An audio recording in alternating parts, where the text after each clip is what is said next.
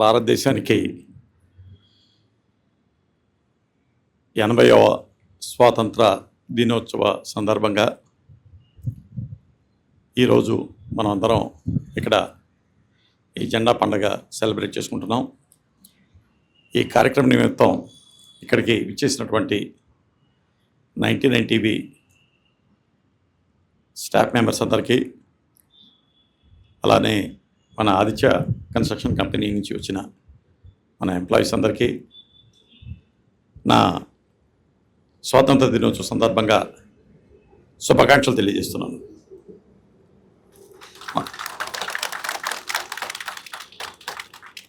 మనకి స్వాతంత్రం వచ్చి 80 సంవత్సరాలు అవుతుంది అని ప్రతి సంవత్సరం మనం ఆ సంవత్సరాలను లెక్కించుకుంటూ ఉంటాం. 78, 78, 79, 80.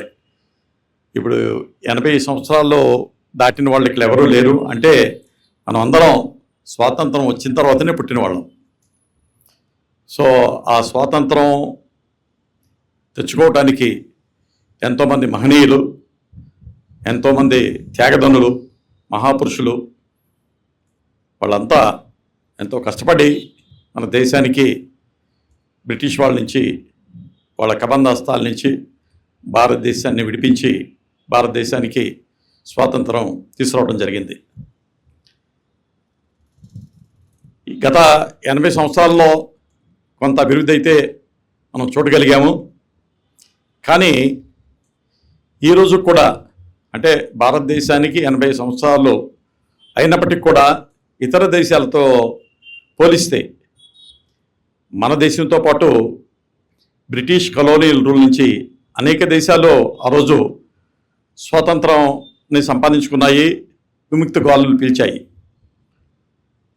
ఆ దేశాలతో మనం కంపేర్ చేసుకుంటే ఈరోజు మన దేశంలో ఉన్న పరిస్థితుల్ని పోల్చి చూస్తే మనం ఇంకా చాలా వెనకబడి ఉన్నాం. సాధించాల్సింది చాలా ఉందని తెలుస్తుంది. అది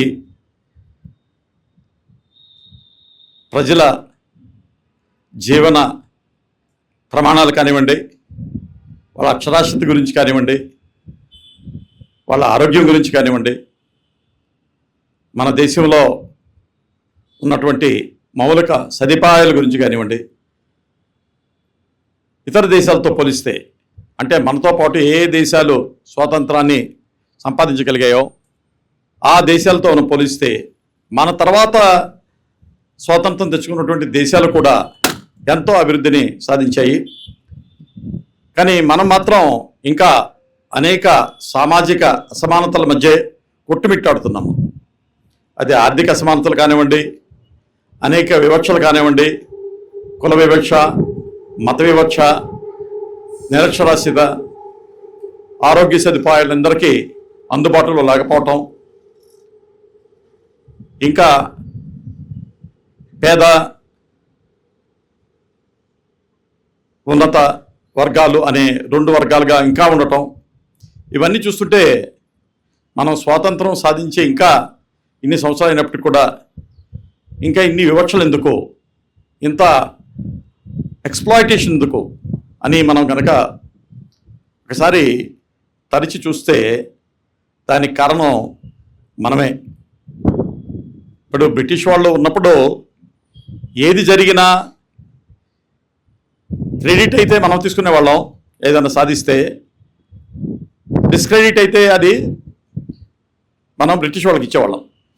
మీరు ఉండటం వల్ల మాకు ఇది జరగట్లేదు, మీరు ఉండటం వల్ల మా దేశంలో అక్షరాస్యత సంఖ్య పెరగట్లేదు.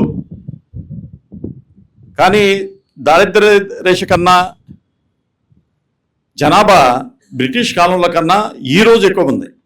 ఈరోజు దగ్గర దేశంలో 144 కోట్ల జనాభాలో ఇంకా ఒక 75 కోట్ల మంది ఇంకా పావర్టీ లైన్ కన్నా కిందే ఉన్నారు. అంటే వాళ్ళకి 2 పూట్ల తినడానికి కూడా భోజనం లేని పరిస్థితుల్లో వాళ్ళు జీవిస్తున్నారు. సగానికి పైన ప్రజలకి షెల్టర్ లేదు. అంటే వాళ్ళు ఉండటానికి సరైన నీడ లేదు, ఉండటానికి సొంత ఇల్లు లేదు. దగ్గర 90 కోట్ల మంది ప్రజలు వాళ్ళ మంత్లీ ఇన్కమ్ చెప్తే ఆశ్చర్యపోతారు. రూ. 3,000 కన్నా తక్కువ ఆదాయంతో జీవిస్తున్నారు. దేశంలో 90 కోట్ల మంది ప్రజల్లో రూ. 3,000 కన్నా నెలసరి ఆదాయం కంటే తక్కువగా వాళ్ళు జీవిస్తున్నారు. అంత తక్కువ ఆదాయంతో ఒక పక్కన చెప్పుకుంటాం మనం, మన జీడిపి ఇంతగా పెరిగింది, మనం ఇంత అభివృద్ధి చేశాము, రాకెట్లు పంపిస్తున్నాం, మన డిఫెన్స్లో చాలా అభివృద్ధి చేశామని. కానీ మన దేశంలో ఇంకా ఇన్ని అసమానతలకు ఉండటానికి ముఖ్య కారణం అంటే నాకు అనిపిస్తుంది, ఒకటి, మనం తెల్లదొరలని పంపించేసి నల్లదొరలకి మనం రాజ్యాన్ని ఇచ్చాం. అంటే ఏమాత్రం క్వాలిఫైడ్ లేని వ్యక్తుల్ని అధికార పీఠాలని వాళ్ళకి అందజేయటం. ఎందుకంటే నీకు ఏదన్నా జాబ్ కావాలంటే ఇప్పుడు 1990 మీడియాలో నీకు జాబ్ కావాలంటే నువ్వేం చదువుకున్నావు, నువ్వు డిగ్రీ చేసావా, నీ మీడియా క్వాలిఫికేషన్ ఏంటి, ఎన్ని ఇయర్స్ ఎక్స్పీరియన్స్ ఉంది, ఒక చిన్న గ్రాఫిక్ డిజైనర్ రాకుండా చిన్న స్థాయి అధికారానికైనా జాబ్కైనా అడుగుతాం నీ క్వాలిఫికేషన్ ఏంటి అని. ఆ క్వాలిఫికేషన్ ఉంటేనే మనం ఆ జాబ్కి వాళ్ళని సెలెక్ట్ చేస్తాం. కానీ ఆశ్చర్యకరమైన విషయం ఏంటంటే నువ్వు ఒక ఎమ్మెల్యే అవ్వాలన్నా, ఒక ఎంపీ అవ్వాలన్నా, ఒక సీఎం అవ్వాలన్నా, ఒక పిఎం అవ్వాలన్నా నీకు ఎటువంటి విద్యా అర్హత అవసరం లేదు. నీకు ఒక 25 సంవత్సరాల వయసు ఉంటే చాలు. నీకు ఏ అర్హత లేకపోయినా, నీ మీద క్రిమినల్ కేసు ఉన్నా అంటే ప్రూవ్ కాకుండా, ఎన్ని ఎఫ్ఐఆర్లు ఉన్నా, ఎన్ని కేసులు కోర్టుల్లో దాని మీద వాగ్వాదం జరుగుతున్నా వాళ్ళు అర్హులే అంటే పోటీ చేయడానికి. గెలిస్తే వాళ్ళు ఎమ్మెల్యేలు అవుతారు, వాళ్ళు కార్పొరేటర్లు కానివ్వండి, ఎమ్మెల్యేలు కానివ్వండి, ఎంపీలు కానివ్వండి, మినిస్టర్లు కానివ్వండి, సీఎంలు కానివ్వండి, పిఎంలు కానివ్వండి. ఇది బహుశా ఇది ఒక మెయిన్ రీజన్ నేను అనుకుంటున్నా. అంటే దీనివల్లనే అవినీతి పెచ్చురిల్లిపోయింది మన దేశంలో. ప్రపంచంలో ఉన్న దేశాల్లో మనం అవినీతిలో ఎక్కడున్నామంటే పైన ఉంటాం. మనం చివర కంట్రీస్లో కాదు, మొట్టమొదటి 10 దేశాల్లో భారతదేశం ఉంటుంది. అభివృద్ధిలో మొదటి 10 దేశాల్లో మనం ఉంటే చాలా ఆనందిస్తాం.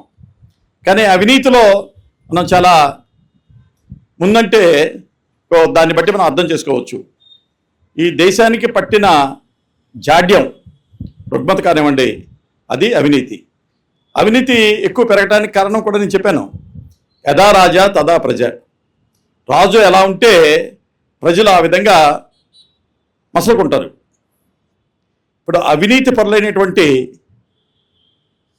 పాలకులు మన రాష్ట్రాలని పాలిస్తూ ఉంటే, మన దేశాన్ని పాలిస్తూ ఉంటే వాళ్ళు చూసేది ఎంత దండుకుందాం, ఎంత దోచుకుందాం, ఎంత తొందరగా మనం మిగతా వాళ్ళని ఆ బిలియనీర్ల జాబితాలో చోటు చేసుకుందాం. వాళ్ళ ఆలోచన ధోరణి ఈ విధంగానే ఉంటుంది. ఆలోచన ధోరణి ఈ విధంగా ఉన్నప్పుడు ఇక ప్రజలకి కావాల్సినటువంటి సౌకర్యాలు కానివ్వండి, వాళ్ళ అభివృద్ధి కానివ్వండి, వాటి మీద వాళ్ళు ఎక్కువ దృష్టి పెట్టరు. ఈ మధ్యనే మనం చూసాం, ఢిల్లీలో జంతర్ మంతర్ దగ్గర ఈ దేశంలో కొన్ని కోట్ల మంది యువత విద్యా వ్యవస్థలో అనేక అవకతవకలు జరుగుతున్నాయి. నీట్ పరీక్షలో పేపర్లు లీక్ అవుతున్నాయి. ఎంతోమంది విద్యార్థులు ఆత్మహత్య చేసుకుంటున్నారు. కానీ ప్రభుత్వానికి చీమ కుట్టినట్టు కూడా లేదు, ఎంపీలకి చీమ కుట్టినట్టు కూడా లేదు. ఈ విద్యా వ్యవస్థని సమూలాగ్రంగా మార్చాలి. వాళ్ళు దాని గురించి పెద్ద యాజిటేషన్ చేశారు, మనందరం చూసాం. దానికి కారణాలు ఏమైనా కానివ్వండి, యువతలో ఉన్నటువంటి ఆగ్రహావేశాలు, ఈ సమాజం మీద ఉన్నటువంటి వాళ్ళ ఫ్రస్ట్రేషన్,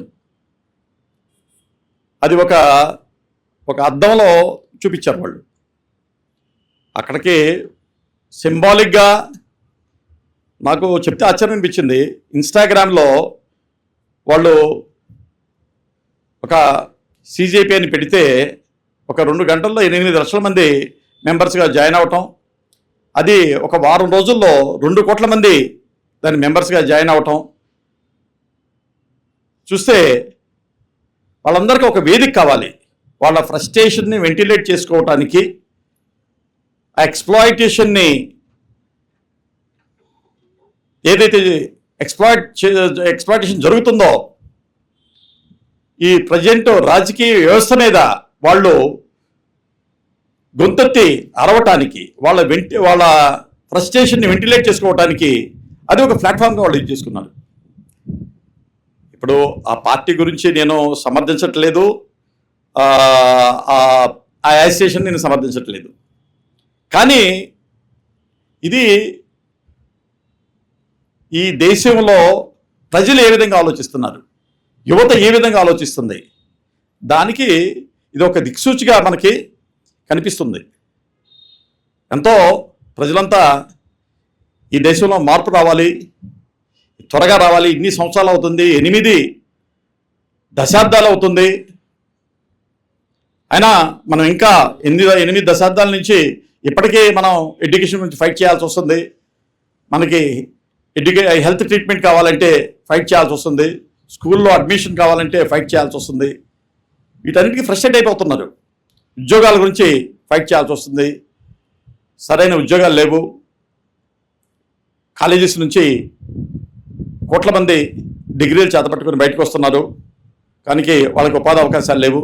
వీటన్నిటి గురించి చాలా పెద్ద ఎత్తున యువతలో ఒక నైరాశ్యత అన్నది కనిపిస్తుంది. నేను ఇక్కడ 2-3 విషయాలు స్పష్టంగా చెప్పదలుచుకున్నాను. ఇది ఈ దేశంలో ఈనాటి పరిస్థితి. ఇప్పుడు ప్రజల మనం అందరం ఒక భాగం. మనం ఏం చేయగలుగుతాం? ఇప్పుడు మనం దేశంలో అనేక సమస్యలు ఉన్నాయి, దేశంలో అనేక రుగ్మతలు ఉన్నాయి. వాటన్నిటిని గురించి విమర్శించడమే మన పనే. ఇంకేమైనా చేయగలుగుతామా? విమర్శ చేయటం చాలా చిన్న పని. ఎదుటోడిని విమర్శించడం, ఒక వ్యవస్థని విమర్శించడం, ఒక విధానాన్ని విమర్శించడం, అది చాలా ఈజీ. కానీ దానికి సొల్యూషన్ ఏంటి? ఆ సొల్యూషన్ దిశగా మనం ఏం చేయగలుగుతాం? అది ముఖ్యమైనది. ఇప్పుడు ఈ రాష్ట్రంలో, ఈ దేశంలో అవినీతి జరుగుతుందంటే అవినీతిని చూస్తూ మనం కళ్ళు మూసుకోవటం కాదు. ఒక ఎక్స్ప్లాయిటేషన్ జరుగుతుందంటే దాన్ని చూస్తూ మనం కళ్ళు మూసుకోవటం కాదు. మనకంటూ ఒక మీడియా ఉంది. ఆ మీడియా అతి చక్కటి సాధనం, అది గ్రేట్ వెపన్. మనకి స్వాతంత్రం వచ్చిందంటే అప్పటి ఆ 1947 ముందుటువంటి ఆ పేపర్లు రాసి అందరికీ ప్రజల్లో ఆ చైతన్యం క్రియేట్ చేయడానికి చాలా కష్టపడాల్సి వచ్చేది వాళ్ళకి. కానీ ఇప్పుడు ప్రజల్లో ఒక ఇన్ఫర్మేషన్ని తీసుకెళ్లాలంటే, ఒక సందేశాన్ని ఇవ్వాలంటే సెకండ్స్లో మనం ఈ సోషల్ మీడియా మాధ్యమాల ద్వారా, మన ఎలక్ట్రానిక్ మీడియా మాధ్యమాల ద్వారా మనం చేరవేయటం చాలా సులభమైంది. అది అప్పుడు లేదు, ఇది ఇప్పుడు ఉంది. మన చేతిలో ఒక మీడియా అనే ఆయుధం ఉంది. అది శాటిలైట్ మీడియా కానివ్వండి, డిజిటల్ మీడియా కానివ్వండి, ఎలక్ట్రానిక్ మీడియా కానివ్వండి, ఇంకా సోషల్ మీడియా కానివ్వండి. ఆ మీడియాని మనం ఒక చక్కగా వినియోగించగలిగితే, ఒక గురుతర బాధ్యతతో దాన్ని మనం ఉపయోగించగలిగితే, ఈ సమాజంలో జరుగుతున్నటువంటి, ఈ రాష్ట్రంలో జరుగుతున్నటువంటి ఏవైతే అవినీతి గురించి కానివ్వండి, అసమానతల గురించి కానివ్వండి, ఒక ఎక్స్ప్లాయిటేషన్స్ గురించి కానివ్వండి, వాటిని మనం ప్రశ్నించగలిగి, వాటికి ప్రశ్నించడమే కాదు, వాటిని మనం ఎత్తి చూపుతూ ఏ విధంగా ప్రజలు ఇబ్బంది పడుతున్నారు, వాళ్ళ సమస్యలు ఏంటి, ఆ ఇష్యూస్ ఏంటి, ఆ ఇష్యూస్ ఎందుకు తయారవుతున్నాయి, ఆ ఇష్యూస్ని సాల్వ్ చేయడానికి సొల్యూషన్స్ ఏంటి, ఎవరు చేయాలి, ఎలా చేయాలి అన్న దానికి మనం ఒక డైరెక్షన్ ఇస్తూ, ప్రజలకి ఇన్ఫర్మేషన్ అందిస్తూ, వాళ్ళని ఎడ్యుకేట్ చేస్తూ, వాళ్ళ ఒక అవేర్నెస్ క్రియేట్ చేస్తే ప్రజలే అందుకుంటారు. ఎందుకంటే ఇప్పుడు నేను చూస్తుంటే మళ్ళీ మనకి స్వాతంత్ర సమయంలో ఎటువంటి ఉద్యమం చేశామో అటువంటి ఉద్యమం మళ్ళీ చేయాల్సిన అవసరం అగత్యం మళ్ళీ వస్తుందేమో అని నాకు అనిపిస్తుంది. ఎందుకంటే ఉద్యమాలు చేయకపోతే ఇప్పుడున్న పాలకులు ఎవరో వాళ్ళు చెల్లించే స్థితిలో లేరు. ఈ అన్యాయాన్ని, ఈ అక్రమాలని, ఈ డిస్క్రిమినేషన్ని, ఈ అవినీతిని మనం ఎదుర్కోవాలంటే మనం ప్రశ్నించాలి, దాన్ని వాళ్ళకి ఎత్తి చూపాలి, వాళ్ళని సరైన పద్ధతిలో నడిచే విధంగా వాళ్ళని మనం ప్రయత్నించాలి. లేకపోతే వాళ్ళని ఆ పదవుల్లోంచి దించేయాలి. చదువుకున్న సామాజిక బాధ్యత ఉన్నటువంటి వ్యక్తులే ఈ దేశంలో ఆ పాలకులుగా ఉండాలి. అది చిన్న కార్పొరేషన్ కానివ్వండి, రాష్ట్రం కానివ్వండి, దేశం కానివ్వండి.